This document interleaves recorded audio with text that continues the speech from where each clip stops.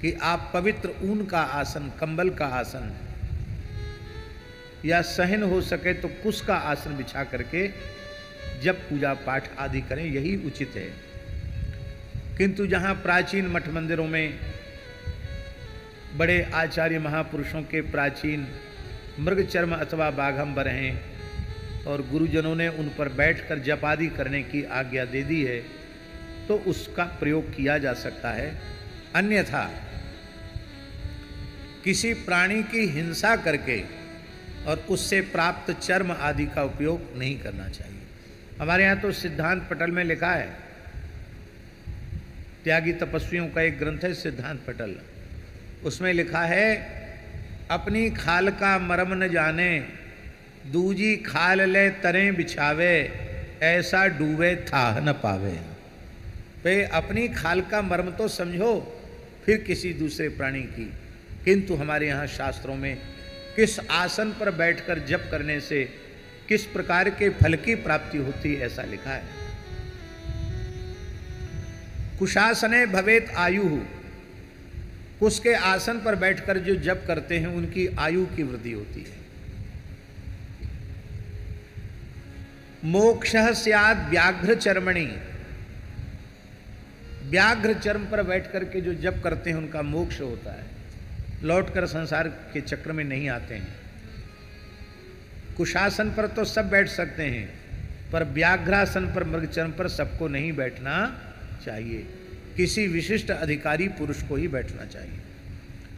अजिने सर्व सिद्धि स्यात्, अजिन माने होता है मृगचर्म, मृगचर्म पर बैठकर जप करने से समस्त सिद्धियां होती हैं।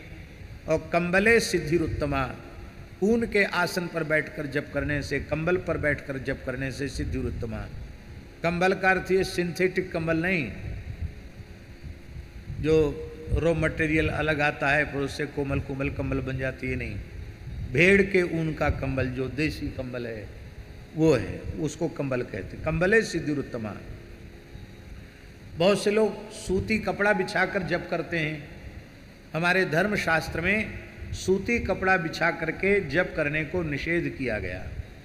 वस्त्रासनेषु दारिद्र्यम, जो कपड़ा उलट पलट कर बिछा करके जप करते हैं, पाठ करते हैं, उपासना करते हैं, उनको दरिद्रता प्राप्त होती है। एक वर्ग विशेष है, वो कपड़ा बिछा करके करता है, अपना चादर कहीं बिछाया, वहीं अपनी इबादत करने लगे, तो वहाँ कंबल अंबल नहीं होता है, कपड़ा ही होता है। उस कपड़े पर उपासना करने से दरिद्रता आती है। दरिद्रता का अर्थ केवल गरीबी नहीं है, दरिद्रता का अर्थ है दुर्गुण, दुख, दुर्भाग्य, ये सब दरिद्रता के ही लक्षण है। दैवी गुणों से युक्त न होना, इसी का नाम है दरिद्र होना। आसुरी स्वभाव होना, इसी का नाम है दरिद्र होना। धनहीन होने का अर्थ दरिद्र होना नहीं है। राक्षसों के पास संपत्ति नहीं थी क्या?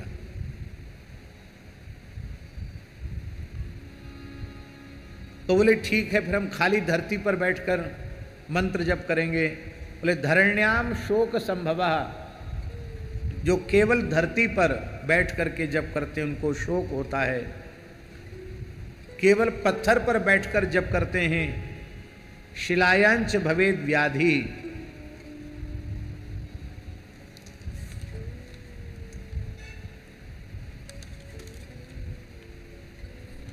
शिलायांच भवेद व्याधि, शिला पर बैठकर जप करने से व्याधि उत्पन्न होती है। और काष्ठे व्यर्थ परिश्रमः, लकड़ी पर, खाली तख्ता पर बैठकर के जो जप आदि करते हैं उनका साधन का श्रम ही उनके हाथ लगता है, उनका परिश्रम व्यर्थ चला जाता है। पर ये सब बातें मंत्र जप के लिए हैं, नाम जप के लिए नहीं है। नाम जप तो परम पूज्य प्रातः स्मरणीय अनंत श्री समलंकृत परम सिद्ध संत श्री स्वामी राम रतन दास जी महाराज पटिया वाले बाबा सरकार ने पत्थर के पटिया पर बैठकर राम राम किया और वहीं बैठकर सिद्ध हो गए। आज भी पटिया धोकर पिला दो तो भूत प्रेत उतर जाता है, सांप बिच्छू का जहर उतर जाता है। आज भी जिस पटिया पर बैठकर, ये मुरैना के पास है, धौलपुर मुरैना के पास है करह नामक स्थान, जहाँ श्री राम रतनदास जी महाराज पटिया वारे बाबा नाम के सिद्ध पुरुष हुए। तो जिस पत्थर के पटिया पर बैठकर उन्होंने भजन किया वो पटिया सिद्ध हो गया। अद्भुत तीर्थ है। तो नाम जप के लिए नहीं है, वो तो यत्र क्ववा, कहीं भी बैठ करके नाम जप किया जा सकता है। नाम जप में विधि का आग्रह नहीं है, पर मंत्र जप में विधि का आग्रह है। लेकिन नाम जप में भी आपको उत्तम आसन यदि उपलब्ध है तो अच्छी बात है, उत्तम आसन में जप करना चाहिए।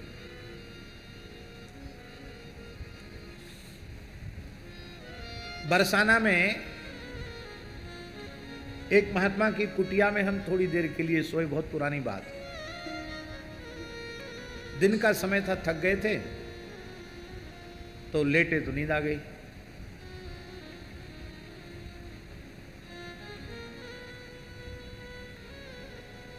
तो महात्मा का आसन तो हमने अलग कर दिया था, नीचे ही आसन बिछा था, आसन तो अलग कर दिया था।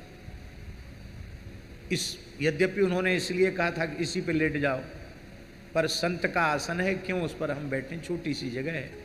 तो आसन को मोड़ के रख दिया और अपना गमछा बिछाकर उसे ही सो गए। जैसी नींद लगी तो भोले बाबा की इतने ही लीलाएं, इतने मंगलमय स्वरूपों का, शिव जी का दर्शन क्या कहें। तो उठने के बाद मैंने कहा महाराज तो भोले बाबा की बड़ी झांकियां मिल रही थी, एक से एक विलक्षण लीलाओं का दर्शन।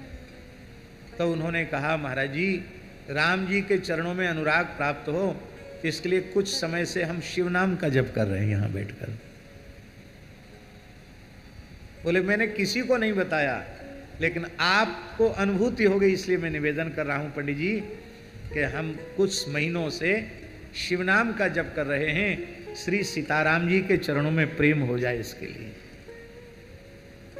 हम निवेदन ये करना चाहते हैं कि साधक जहाँ बैठकर जप करता है उस स्थल का ऐसा दिव्य प्रभाव हो जाता है, उस भूमि में वो दिव्यता आ जाती है, भजन के परमाणु प्रविष्ट हो जाते हैं।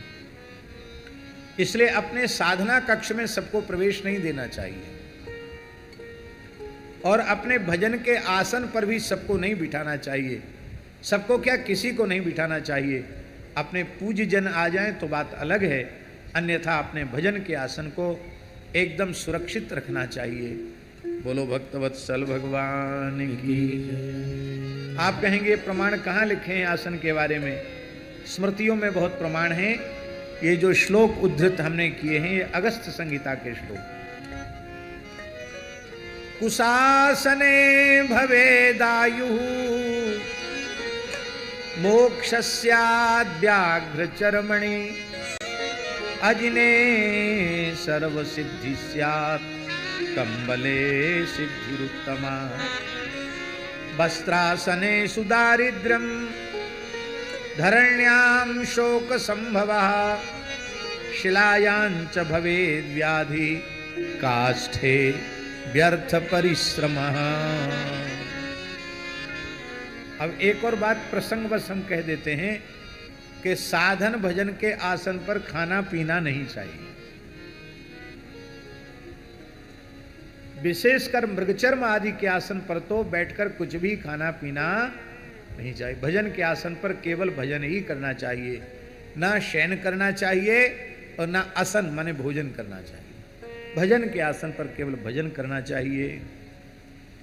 भगवान शंकर वटवृक्ष के नीचे विराजमान हैं, व्याघ्र चर्म पर विराजमान हैं और कैसी सुंदर शोभा हो रही है।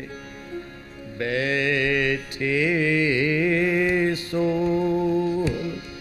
काम रिपु कैसे, बैठे सो काम रिपु कैसे, धरे शरीर शांत रस जैसे।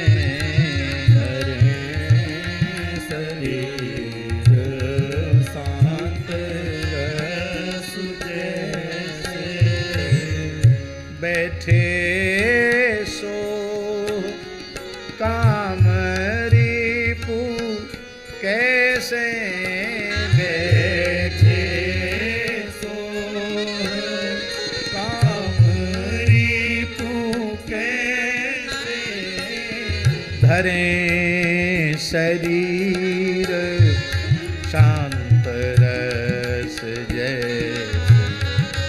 धरे शरीर शांत रस जैसे।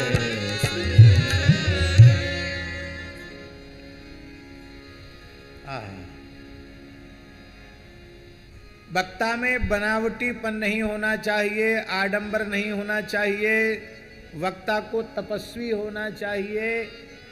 ये शंकर जी अपने चरित्र के माध्यम से दिखा रहे हैं। अपने आप अपना आसन बिछा लिया, कोई आडंबर नहीं। आओ भैया तबला वाले आओ, हारमोनियम वाले आओ, शहनाई वाले आओ, और कौन कौन से बाजे वाले आओ, किसी की अपेक्षा नहीं, किसी की प्रतीक्षा नहीं। स्वयं आसन बिछा लिया, स्वयं बैठ गए, और बैठ करके कैसी शोभा हो रही है भगवान शिव की। काम रिपु, भगवान शंकर का नाम क्या है?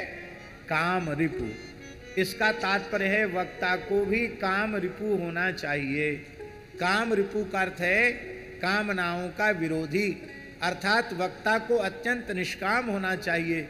इसी को भागवत जी के महात्म्य में कहा गया, वक्ता कार्योति निष्पृहा। अत्यंत निष्पृह माने निष्काम वक्ता होना चाहिए। काम रिपु, काम का है रिपु जो।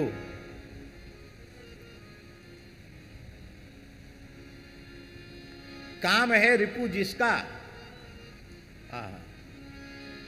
ऐसे लगता है भगवान शिव के रूप में मानो मूर्तिमंत शांतरस विराजमान है।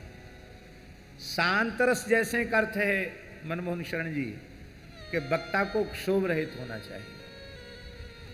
किसी भी परिस्थिति में क्षोभ उत्पन्न हो गया, विकार उत्पन्न हो गया, तो वो कथा व्यास के रूप में बैठकर, वक्ता के रूप में बैठकर भगवत भागवत चर्चा करने का अधिकारी ही।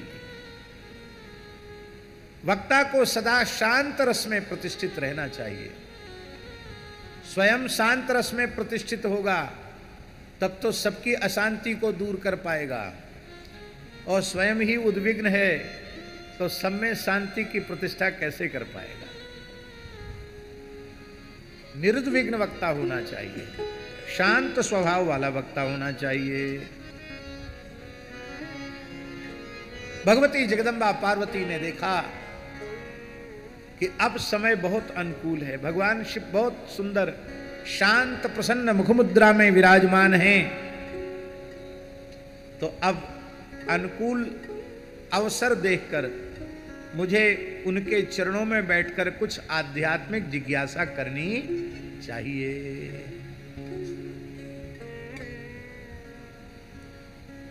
आकर बैठ गए। जिज्ञासु के मुख पर जिज्ञासा का भाव सूचित हो जाता है। जिज्ञासा समझते हैं किसको कहते हैं? जिज्ञासा, ज्ञातुम इच्छा, जानने की इच्छा का नाम है जिज्ञासा। ये कुछ पूछने आया है, ये व्यक्ति के मुख को देख करके पता चल जाता है। जिज्ञासा किसके मन में उत्पन्न हुई है? किसके मन में जगी है जिज्ञासा? पार्वती के मन में नहीं, शैल कुमारी के मन में। शैल कुमारी के मन में जिज्ञासा जगी है। शैल जो है वो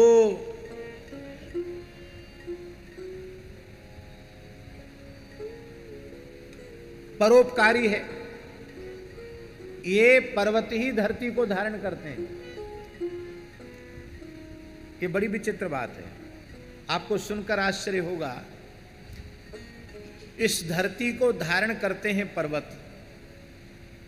आप कहेंगे कि ये बात तो बिल्कुल झूठी है। आप तो कहेंगे कि बात बिल्कुल झूठी है, धरती पर्वतों को धारण करती है। आप ये कैसे कह रहे हैं कि पर्वत धरती को धारण करते हैं? संस्कृत भाषा में पर्वतों के दो नाम हैं, अनेक नाम हैं, उनमें दो नाम हैं जो यह स्पष्ट करते हैं इस धरती को इन पर्वतों ने धारण कर रखा है।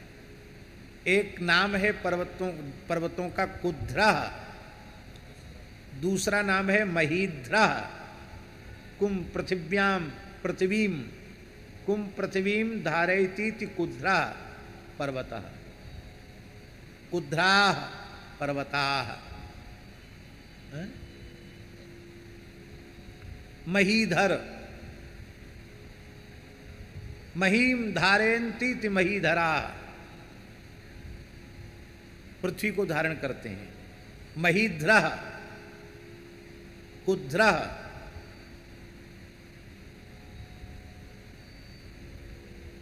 इतनी बड़ी धरती का बैलेंस बना के रखना, वो ऐसी वैसी न हो जाए, जल्दी उलट पुलट न हो जाए, इसके लिए इस धरती का बैलेंस बनाकर रखते हैं पहाड़। इसलिए प्रकृति में पर्वत बहुत उपयोगी हैं। आज पर्वतों का जो बहुत बड़ी मात्रा में विनाश हो रहा है, वो सारी सृष्टि के विनाश का सूचक है। पर्वत आप नए नहीं बना सकते हैं, बना सकते हैं नहीं। पर्वत, एक पहाड़ को आप नष्ट कर देंगे, क्या नया पहाड़ बना सकते हैं? नया पहाड़ जो आप बनाएंगे वो कृत्रिम होगा, और कृत्रिम वस्तु तो कृत्रिम ही होती है। नकली माने नकली। प्रकृति का संतुलन, धरती का संतुलन बनाकर रखते हैं पहाड़, इसलिए उनको महीद्र और कुद्र कहते हैं।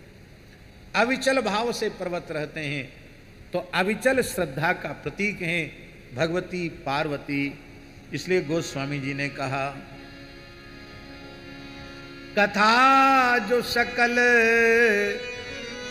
लोक हितकारी, सोई पूछन चह शैल कुमारी।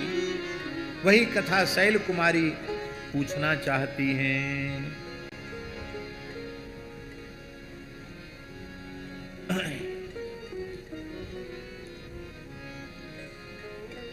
दूसरा भी भाव हो सकता है, वो ये कि गंगा जी हिमालय से निकलती हैं, ये शैल कुमारी हैं, तो भगवान शिव से पूछ करके श्री राम कथा गंगा का प्रवाह संसार के जीवों को कृतार्थ करने के लिए, पवित्र करने के लिए राम कथा मंदाकिनी में अवगाहन करके त्रिविध ताप प्रतप्त जीव और इन त्रिविध तापों से उन्मुक्त होकर श्री सीताराम जी के चरण कमलों को सदा सर्वदा के लिए प्राप्त कर लेवें, इसलिए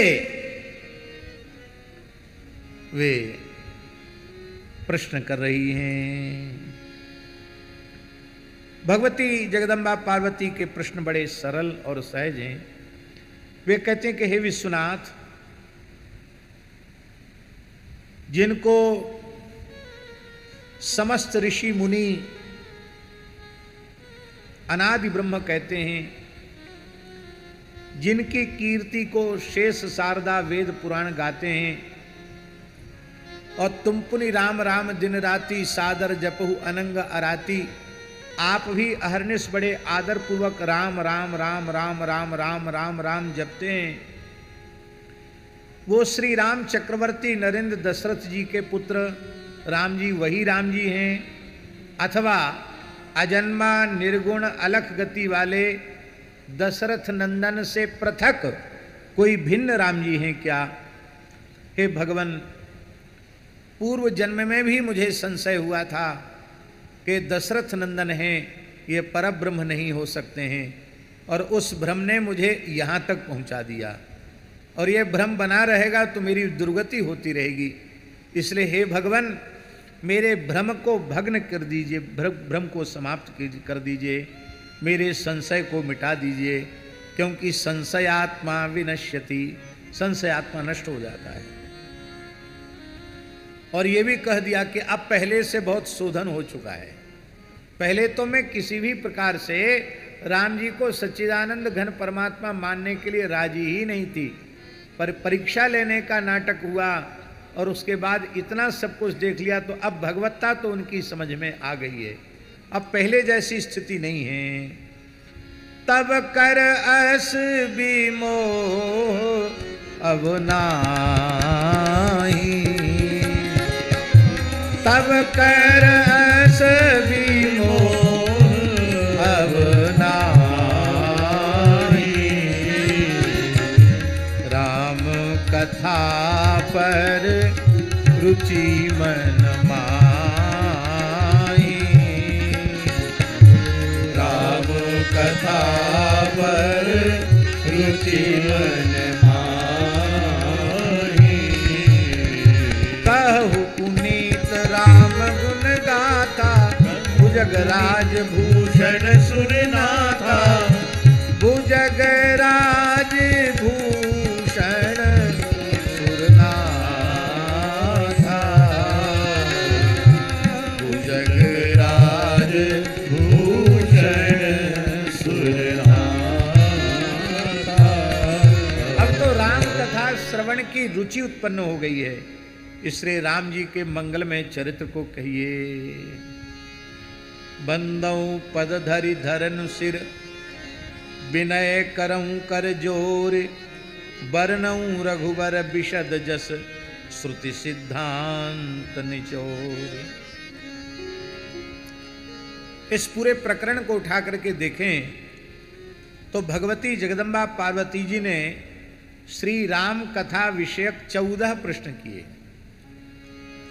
और 14 प्रश्नों का उत्तर ही संपूर्ण श्री राम कथा है। 14 प्रश्न किए हैं।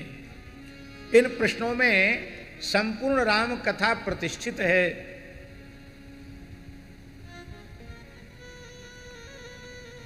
वस्तुतः प्रश्न ऐसा होना चाहिए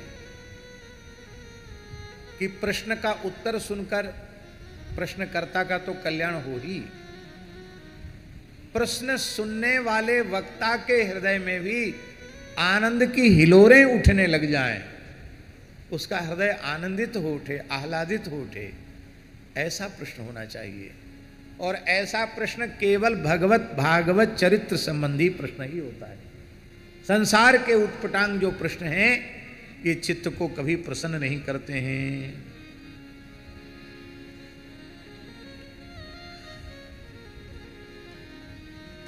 प्रश्न उमा के सहज सुहाई, छल विहीन सुन शिव मन भाई, हरि ही राम चरित सब आए, प्रेम पुलक लोचन जल छाए, श्री रघुनाथ रूप उर आवा, परमानंद अमित सुख पावा। हमारे जैसे रसहीन, भक्तिहीन, ज्ञान वैराग्य विहीन शुष्क हृदय के जीव वस्तुतः कथा के कहने के अधिकारी नहीं है। कथा के अधिकारी कैसे, वक्ता कैसा होना चाहिए, ये भगवान शिव बता रहे हैं। अभी राम कथा आरंभ नहीं की है, राम कथा कहने के लिए विराजे हैं, उद्यत हुए हैं कि हृदय में रामचरित्र प्रकट हो गए। इतना प्रेम प्रवाह बढ़ा कि अश्रु, कंप, पुलक, स्वेद आदि अष्ट सात्विक भाव शंकर जी के श्री अंग में प्रकट हो गए। उनके नेत्रों से प्रेमाश्रुधार बह चली, सहसा नेत्र बंद हो गए और श्री रघुनाथ जी का मंगलमय स्वरूप श्री भोले बाबा के हृदय सिंहासन पर प्रकट हो गया और वे उसमें बहुत आनंद सिंधु में डूब गए। 2 दंड तक वे उस ध्यान में ही डूबे रहे और इसके बाद उन्होंने जैसे तैसे अपने मन को बटोर करके तब श्री राम कथा कहना आरंभ किया। मगन ध्यान रस दंड जुग, पुनि मन बाहिर कीन, रघुपति चरित महेश तब हर्षित बरणे लीन।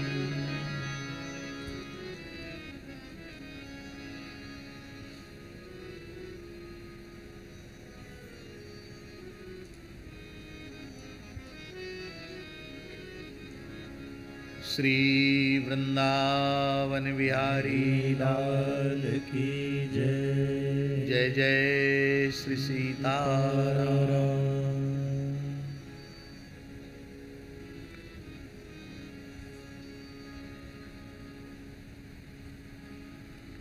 जैसे वक्ता का एक स्तर होता है, ऐसे ही श्रोताओं का भी एक स्तर होता है। और मोहनदास जी महाराज श्रोताओं के स्तर का निर्माण वक्ताओं के द्वारा होता है। जैसे हम बहुत विनम्रता से निवेदन कर रहे हैं, पूज्य बक्सर वाले मामा जी की वाणी जिसने सुनी है, पूज्य पंडित श्री जगन्नाथ प्रसाद भक्तमाली जी की वाणी जिसने सुनी है, पूज्य गुरुदेव भक्तमाली जी की वाणी जिसने सुनी है, परम श्रद्धेय रामायणी श्री रामेश्वर दास जी की वाणी जिसने सुनी है, जिन्होंने रघुवीर मंदिर में परम पूज्य सदगुरुदेव भगवान श्री रणछोड़ दास जी महाराज की चरण सनिधि में लगभग 7 वर्षों तक लगातार राम कथा सुनाई।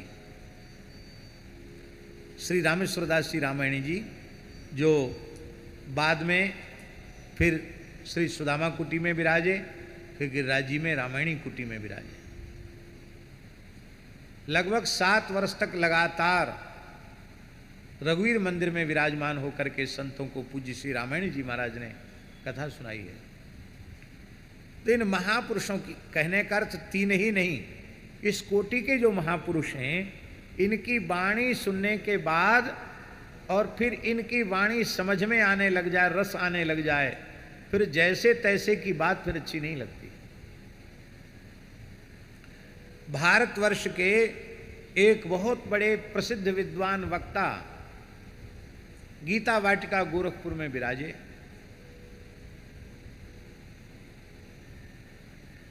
विलक्षण प्रतिभा, विलक्षण मेधा के धनी, आश्चर्यचकित कर देने वाला वक्तव्य,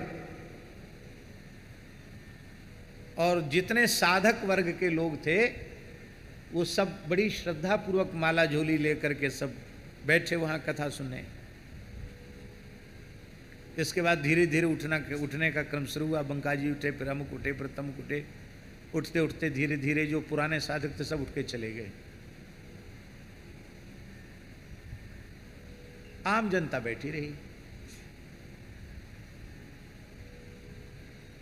विशिष्ट जो श्रोता थे वे उठ के चले गए।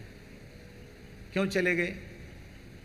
लोगों ने कहा इतने बड़े वक्ता आपके स्थान में बैठकर कथा कह रहे हैं, आप लोग अपने अपने कमरे में चले गए, क्या बात है?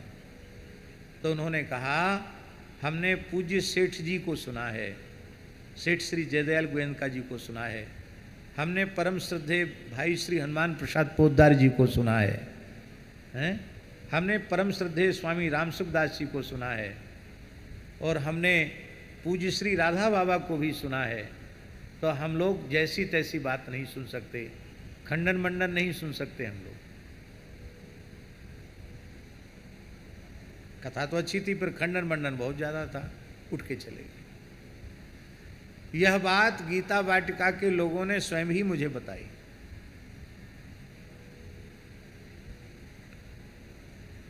ये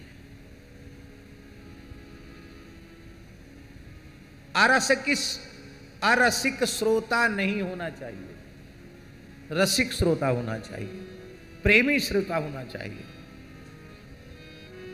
हम बोले चले जा रहे हैं, आप ध्यान से सुन ही नहीं रहे हैं।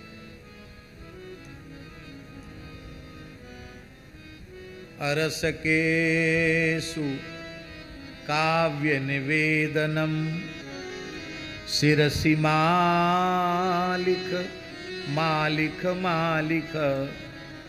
किसी संस्कृत के कवि ने कहा कि हे विधाता, चाहे जो कुछ दुख दुर्भाग्य हमारे ललाट पर लिख देना, पर जो रसिक नहीं है, प्रेमी नहीं है, उनके बीच में बैठकर मुझे काव्य चर्चा करनी पड़े, ऐसा दुर्भाग्य मेरे ललाट पर कभी मत लिखना। यहां वक्ता भगवान शिव परम उत्तम कोटि के हैं, और भगवती जगदम्बा पार्वती उनकी क्या कहना, साक्षात भगवती आद्या शक्ति हैं।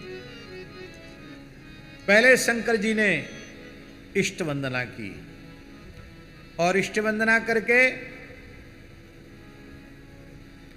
वंदना के बाद, स्मरण के बाद, वंदना के बाद फिर कथा कहना आरंभ किया। राम बंदौ बाल रूप सोई रामू रामा। राम सब सिद्धि सुलभ जपत जिसु नामू रामा।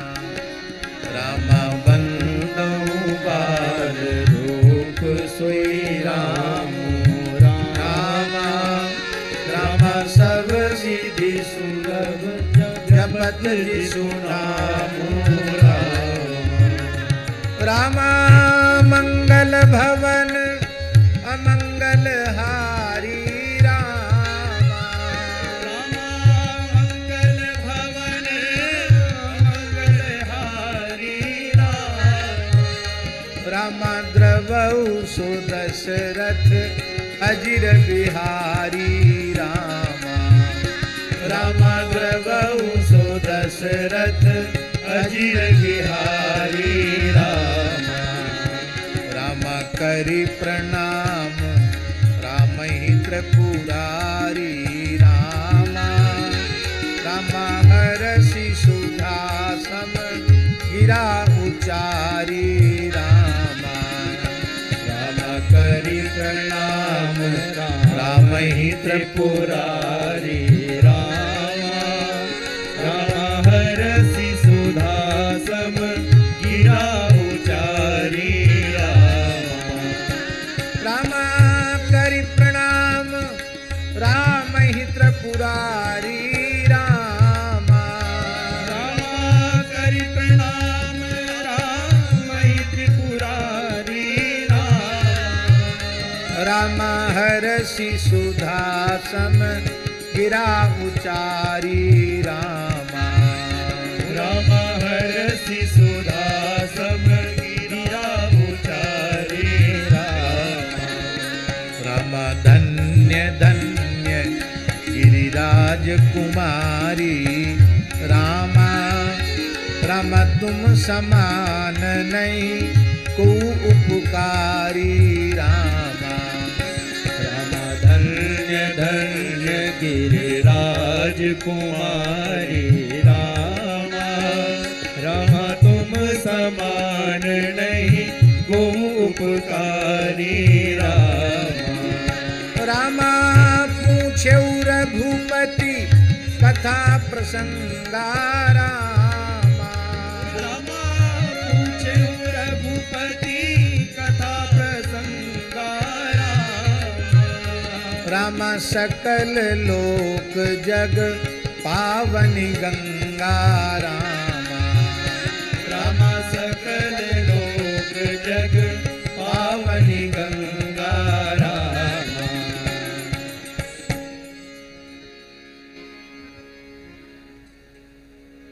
वक्ता को श्रोता का सदा अभिनंदन करना चाहिए। केवल वक्ता का ही श्रोताओं पर उपकार नहीं है, श्रोताओं का भी वक्ता के ऊपर बहुत बड़ा उपकार है। आप सौभाग्य भगवत गुणगान का हमें न देते तो हो सकता जैसा हमारा अपने जीवन का शेष समय प्रमाद में जा रहा है, हम अपने एक एक मूल्यवान क्षण को नष्ट करते चले जा रहे हैं। हो सकता है ये जो समय सार्थक हो रहा है 3-4 घंटे का, ये समय भी हमारा व्यर्थ नष्ट हो जाता है। तो आपका समय तो सार्थक हुआ ही, आपका जीवन तो सार्थक हुआ ही। वक्ता को इतनी देर भगवत गुणगान का सौभाग्य मिला, वक्ता भी कृतार्थ हुआ, श्रोता भी कृतार्थ हुआ। इसलिए श्रोताओं को वक्ता के प्रति कृतज्ञता ज्ञापित करना चाहिए और वक्ता को श्रोताओं के प्रति भी कृतज्ञता ज्ञापित करना चाहिए। कृतज्ञता के भावों से ओतप्रोत है सनातन धर्म। कृते च प्रति कर्तव्यम एष धर्म सनातन, वाल्मीकि रामायण की पंक्ति है। इसलिए भगवान शंकर कृतज्ञता ज्ञापित कर रहे हैं। हे गिरिराज कुमारी, तुम धन्य हो, तुम्हारे समान उपकार करने वाला कोई दूसरा नहीं है। क्योंकि तुमने राम जी के चरित्र के संबंध में पूछा है, वो ये श्री रामचरित्र की गंगा संपूर्ण जगत को पवित्र करने वाली है। और इस कथा गंगा के प्रवाह को प्रकट करने का श्रेय तुमको है। जैसे भागीरथी गंगा जी को प्रकट करने का श्रेय राजर्षि भगीरथ जी को है, ऐसे ही राम कथा गंगा को प्रकट करने का श्रेय भगवती गिरिजा श्री पार्वती जी को इसका श्रेय है। लेकिन एक बात है, शंकर जी केवल बड़ाई बड़ाई ही नहीं कर रहे हैं, वक्ता को लाग लपेट वाला नहीं होना चाहिए। यदि कोई अनुचित बात प्रक्षक के द्वारा कही गई है तो उस अनुचित बात को भी निषेध करके समझाना चाहिए कि आपकी और सब बातें तो बहुत अच्छी हैं, पर ये बात शास्त्र के संतों की मर्यादा के अनुकूल नहीं है। ये तो उसको समझा ही देना चाहिए। इस संकोच में नहीं रहना चाहिए कि हम इतने बड़े हैं, हम इनसे ऐसा कैसे बोल सकते हैं, इस संकोच में नहीं रहना चाहिए। भगवान शंकर ने कहा कि हे हिमालय नंदिनी, तुम्हारी सब बातें हमें बहुत अच्छी लगी, किंतु एक बात बिल्कुल अच्छी नहीं लगी कि तुमने कहा कि वो अजन्मा सच्चिदानंद घन परब्रह्म घट घट व्यापक राम जी वे ही दशरथ नंदन श्री राम हैं, अथवा दशरथ नंदन राजकुमार राम अलग हैं, अवधेश कुमार राम अलग हैं, और अज अविनाशी व्यापक विरज ब्रह्म श्री राम अलग हैं, जिनका वेद यश गाते हैं, मुनि जिनका ध्यान करते हैं। शंकर जी ने इस प्रश्न के उत्तर में थोड़ी खींच व्यक्त की। क्या कहा? कहीं सुनहि अस अधम नर, जो ये कहते हैं कि दशरथ नंदन श्री राम अलग हैं और परब्रह्म राम अलग हैं, वे अधम हैं, वो मनुष्य कहलाने के लायक नहीं। कहीं सुनहि, कहने वाले तो अधम हैं ही। श्री राम जी को केवल अवधेश राजकुमार मानने वाले, दशरथ नंदन मानने वाले, परब्रह्म के रूप में अनुभव न करने वाले, ऐसे श्रोता भी अधम मनुष्य हैं। कहीं सुनहि अस अधम नर, कौन? ग्रसे जे मोह पिशाच, पाखंडी हरिपद विमुख, जानहि झूठ न सांस।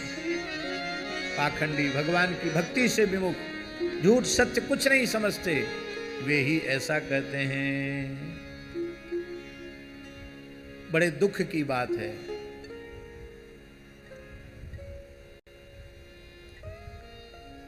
आधुनिक विचारकों ने श्री कबीरदास जी, श्री मलुकदास जी आदि संतों के संबंध में भी ऐसा भेद उपस्थित कर दिया कि कबीरदास जी के राम जी अलग हैं, मलुकदास जी कबीरदास जी के राम जी अलग हैं, और तुलसीदास जी के राम जी अलग हैं। ले साहब,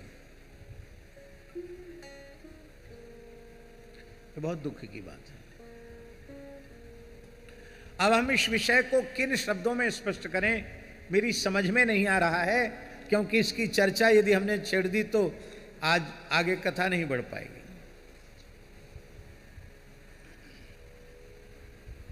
एक बात कही देते चलो। श्री कबीरदास जी के द्वारा स्थापित राम जी राजस्थान में मंडावर में, मंडावर है महुआ मंडावर, भरतपुर के पास महुआ मंडावर, मंडावर में श्री कबीरदास जी के कर कमल से प्रतिष्ठित राम जी विराजमान है।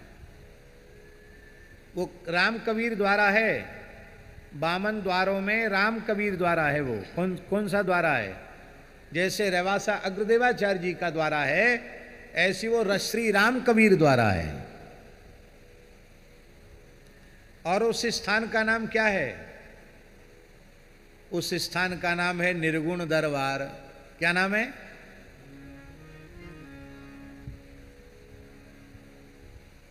आश्रम का स्थान का पीठ का नाम है निर्गुण दरबार। और भीतर बैठे कौन हैं? श्री राम लक्ष्मण जानकी बैठे हैं, हनुमान जी बैठे हैं। और इस स्थान का नाम क्या है? निर्गुण दरबार। स्थापना किसके हाथ की है? श्री कबीरदास जी के हाथ की। और इस समय राम कबीर द्वाराचार्य के रूप में 12 घाट वाले महंत जी को इस बार, क्योंकि मंडावर वाला स्थान वही संभाल रहे थे, इसलिए इस बार कुंभ में अन्य अखाड़ों ने, संतों ने मिलकर श्री राम कबीर द्वाराचार्य के रूप में उनको प्रतिष्ठित किया। बोलो भक्तवत्सल भगवान की जय। मलुकदास जी के बारे में तो सीधे ही शोधकर्ताओं ने लिख दिया कि वो निर्गुण धारा के कबीर की मान्यता का आदर करने वाले निर्गुणवादी कवि थे मलुकदास जी। और मलुकदास जी जो हैं, उनके सेव्य ठाकुर श्री सीताराम जी आज भी मलुक पीठ में विराज रहे हैं। उनके सेव्य शालिग्राम भगवान आज भी वहाँ विराज रहे हैं। कड़ा में तो हनुमान जी उनके द्वारा प्रतिष्ठित हैं ही, यहाँ मलुक पीठ में भी उनके द्वारा प्रतिष्ठित राम जी विराजमान हैं। और मलुकदास जी हैं कौन? श्री स्वामी अग्रदेवाचार्य जी की परंपरा में ही मलुकदास जी हुए। अग्रदेवाचार्य जी के प्रशिष्य हैं, पौत्र शिष्य हैं देव मुरारी देवाचार्य जी महाराज, जिनका द्वारा प्रयाग में है, दारागंज प्रयाग में श्री तुलसीदास जी का बड़ा स्थान। और श्री देव मुरारी देवाचार्य जी के शिष्य श्री मलुकदास जी हुए। मलुकदास जी की चौथी पीढ़ी में है, श्री अग्रदेवाचार्य जी की चौथी पीढ़ी में है, प्रपौत्र शिष्य हैं श्री मलुकदास जी महाराज। तो जिनके दादा परदादा गुरु रसिक भक्त हैं, उस कुल में उन्हीं का साधु भगवान श्री राम को, दशरथ नंदन को परब्रह्म न मानने वाला कैसे हो सकता है? ये वही कह सकते हैं जिन्होंने श्री संत मलुकदास जी की संपूर्ण वाणी को पढ़ा नहीं, उनके चरित्र को नहीं पढ़ा, वे ही ऐसा कह सकते हैं। इसलिए संतों में ये भेद नहीं है। ये तो हिंदी साहित्य के जो लेखक विचारक थे, उनकी खोपड़ी का कीड़ा है, उनकी खोपड़ी की उपज है कि उन्होंने संतों में विभाग कर दिए, ये निर्गुण धारा, ये सगुण धारा। अरे भैया, निर्गुण सगुण का भेद कहाँ है? अगुण ही सगुण ही नहीं कछु भेदा, बारी बीच इम गावही भेदा। भेद है ही नहीं। इसलिए अंतर नहीं है अगुण अरूप, अलख अज जोई, भगत प्रेम बस सगुन सोई। इसमें भगवान के कितने विशेषण हैं? कितने विशेषण हैं? इसमें भगवान के 5 विशेषण हैं। अगुण, अरूप, अलख, अज 4 हो गए, सगुन 5 हो गए। शंकर जी के मुख कितने हैं? ऐसा लगता है कि शंकर जी इतने भाव विभोर हो गए कि 5 मुखों में से एक मुख से निकला अगुण, दूसरे मुख से निकला अरूप, तीसरे मुख से निकला अलख, चौथे मुख से निकला अज और 5वें मुख से निकला सगुन। हाँ, 5 मुखों से एक साथ मानो श्री शंकर भगवान बोल पड़े कि पार्वती वही अगुण हैं, वही अरूप हैं। अगुण क्यों हैं? बोले प्रकृति के माया के गुण उनमें नहीं है, इसलिए वो अगुण है, निर्गुण हैं। अरूप इसलिए हैं कि उनका सप्त धातु विनिर्मित 5 भौतिक रूप नहीं है, वे विशुद्ध सच्चिदानंद घन हैं, इसलिए अरूप हैं।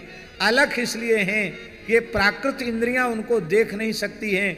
अर्जुन को भी जब देखने के लिए भगवान ने दृष्टि दी, दिव्यम ददामिते चक्षु पश्चिमे योगम ईश्वरम, इसलिए सामान्य अज्ञानी मोहग्रस्त जीव जिनको सर्वत्र व्यापक होने पर भी देख नहीं सकते, क्योंकि वे माया के पर्दे में छिपे हुए हैं, इसलिए उन्हें अलख कहा गया। और अजन्मा होने के कारण उन्हें अज कहा गया। और वही भगवान भक्त वात्सल्यादि, शरणागत वत्सलता, भक्त वत्सलता आदि असंख्य अचिंत अनंत गुणगणों के एकमात्र समुद्र होकर के प्रकट होते हैं। इसलिए भगवान को मंगलमय गुणों के कारण उन्हें सगुण कहा जाता है। भगवान में भेद नहीं है। पुरुष प्रसिद्ध प्रकाश निधि, प्रकट परावरनाथ, रघुकुल मणि मम स्वामी सुई, कही शिव नायु मां। ऐसा कह करके भगवान शिव ने प्रणाम किया। और फिर तीसरी बार, पहली बार, दूसरी बार, फिर तीसरी बार कहते हैं, विषय करन सुर जीव समेता, सकल एक ते एक सचेता, सब कर परम प्रकाशक जोई, राम अनादि अवधपति सोई। 3 बार हो गया, अब चौथी बार, बिनु पद सुनई चलई बिनु काना, कर बिनु करम करे विधि नाना, आनन रहित सकल रस होगी, बिनु बानी वक्ता बड़ जोगी, तन बिनु परस नयन बिनु देखा, गृह घान बिनु बास विसेका, असी सब भांति अलौकिक करनी, महिमा जासु जाय नहीं बरनी, महिमा जासु जाय नहीं बरनी, महिमा जासु जाय नहीं बरनी। क्या कहना, अद्भुत है। हमारे जगन्नाथपुरी के एक महापुरुष थे, गौड़ीय संप्रदाय के, उड़ीसा में उनका बहुत आदर था। उनको चलंती भागवतम कहते थे, चलते फिरते भागवत के स्वरूप।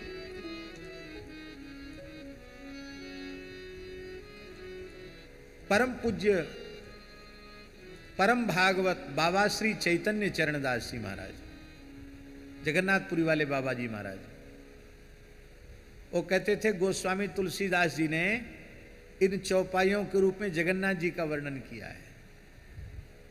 कहते जगन्नाथ जी के प्रतिपादक चौपाइयां हैं। बिनु पद चलई, आप जगन्नाथ जी के श्री विग्रह का दर्शन करो तो चरण का दर्शन नहीं है, लेकिन बिनु पद चलई, चल करके रथ पर चढ़ने जाते हैं। झम झम झम झम जब महाराज चलते हैं, क्या अद्भुत झांकी होती जगन्नाथ जी। किया कभी दर्शन? तो बिनु पद चलई सुनई बिनु काना, श्री विग्रह में कर्ण नहीं है, लेकिन सुनते हैं, चाहे जितनी दूर से बोलो सुन लेंगे। भक्त अंगद सिंह जी ने कहा, प्रभो तिहारी वस्तु वदनते बचन उचार्यो। हाथ भी छोटे छोटे से हैं, लेकिन 5 दो ये सत कोसते, हरि हीरा ले उर धर्यो, अभिलाष भक्त अंगद को पुरुषोत्तम पूरन कियो। हमारे पास भी जगन्नाथ जी हैं। ये जगन्नाथ जी जो अभी वर्तमान में जगन्नाथ जी बैठे हैं ना नव कलेवर में, उसी कलेवर के एक अंश से ये जगन्नाथ जी प्रकट हुए। वहीं के एक संत कथा में विराजमान कर गए। बोले महाराज जी ये कथा में रहेंगे, बहुत अच्छी बात है। उसी दारू ब्रह्म से इनके श्रीअंग का प्राकट्य हुआ, बिल्कुल वही स्वरूप। आनन रहित, मुंह खुला हुआ नहीं, केवल ऐसा चिन्ह बना दिया। इतना भोग लगाने वाला दूसरा धरती पर कोई ठाकुर नहीं। और बिनु बाणी बक्ता बड़ी जोगी, आज भी जगन्नाथ जी बोलकर बतराते हैं, लोगों से बातचीत करते हैं। ऐसे श्री जगन्नाथ भगवान का वर्णन किया है। ऐसा पूज्य श्री चैतन्य चरणदास बाबा जी महाराज कहते थे। वो जगन्नाथ साक्षात श्री राम जी ही हैं। जेहि इमि गावहि वेद बुध, जाहि धरहि मुनि ध्यान, सोई दशरथ सुत भगत हित, कौशलपति भगवान। वही जिनका वेद वर्णन करते हैं, व्यास वाल्मीकि जिनका गान करते हैं, नारद सुख सनकादिक जिनका ध्यान धरते हैं, वही कौशलेंद्र श्रीमद दशरथ नंदन कौशल्यानंद वर्धन भगवान श्री राम हैं। बोलो रामचंद्र भगवान की जय।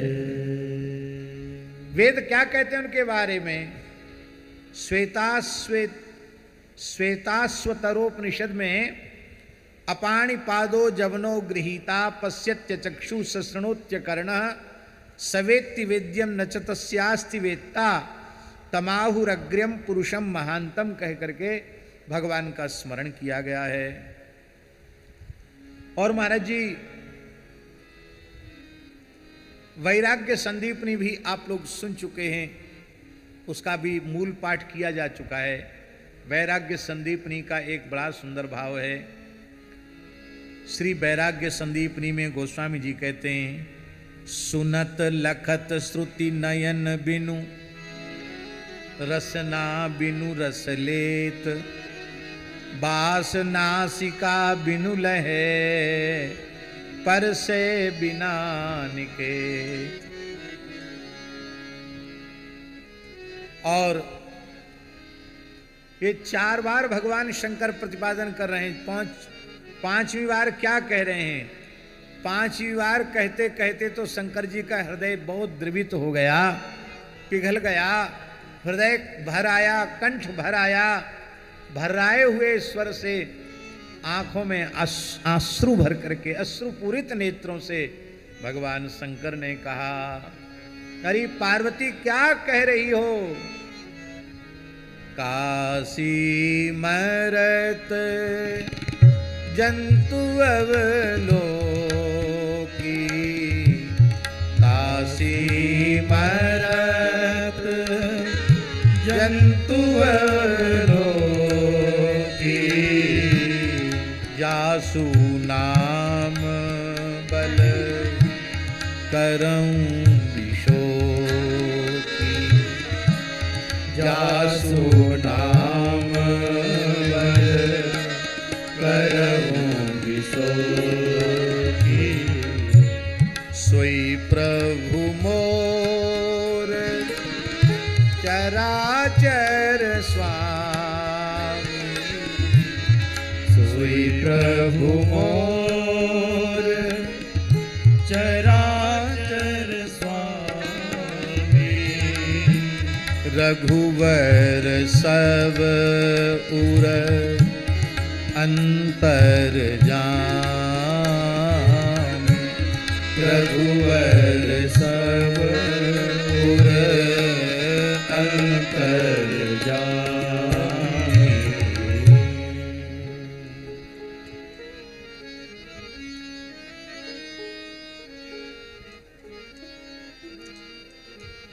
संशय पूर्वक कहा जाएगा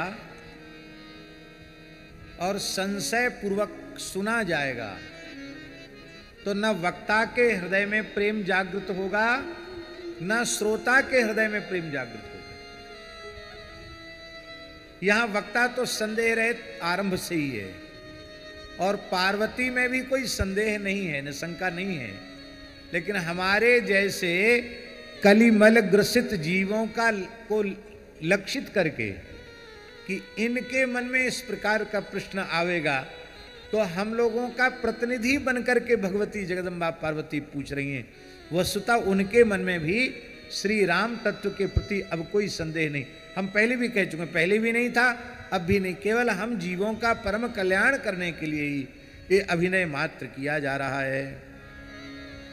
और अब तो शंकर जी के इतना समझाने के बाद भला भ्रम कहाँ टिक सकता था। सुनि शिव के ब्रह्म भंजन वचना, मिट गए सब कुतर्क के रचना। और जब ये कुतर्क समाप्त हो जाएगा तो भई रघुपति पद, भई रघुपति पद,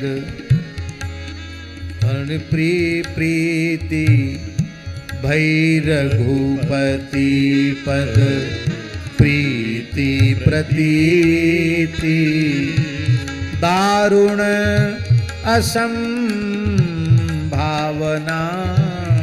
वीति दारुण असंभावना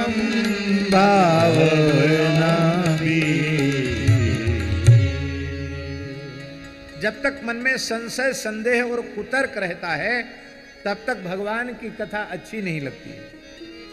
भगवान की कथा सुननी आ जाए बस फिर जीव के कल्याण में कोई संदेह नहीं है।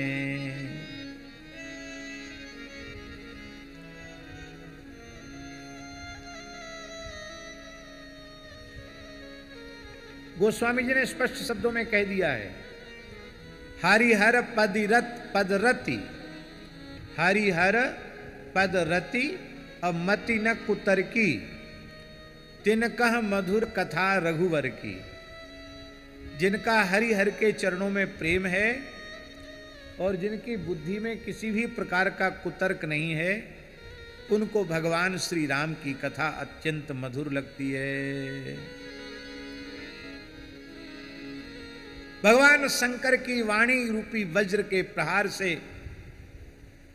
भगवती पार्वती के हृदय का कुतर्क रूपी पहाड़ चकनाचूर हो गया और भगवती जगदम्बा पार्वती ने कृतज्ञता ज्ञापित करते हुए कहा, नाथ कृपा अब गयो विषादा। अब कोई विषाद नहीं है, अब सारे विषाद समाप्त हो गए हैं। अब भगवान यह कृपा करके बताइए कि नाथ धर्यो नर तन के ही हेतु मोहि समुझाए कहो वृष के।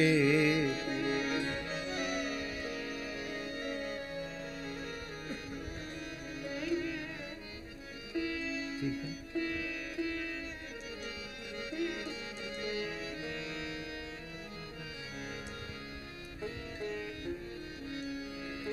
हे भगवान,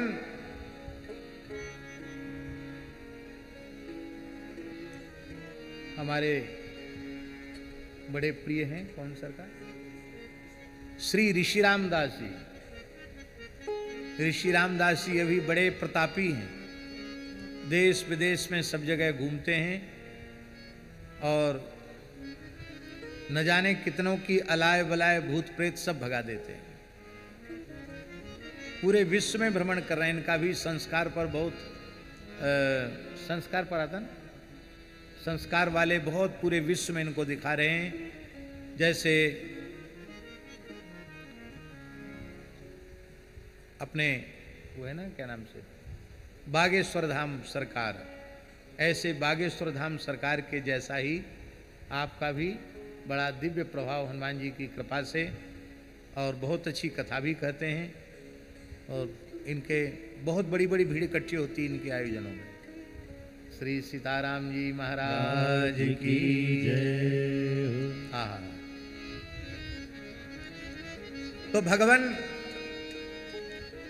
नाथ धरेव नरतन के ही हेतु, आप कृपा करके यह बतावें कि भगवान ने अवतार लिया और अवतार में भी मनुष्य रूप से अवतार क्यों लिया। ध्यान में आई बात, अवतार माने क्या होता है? अवतार माने क्या होता है? संस्कृत भाषा में अवतरति,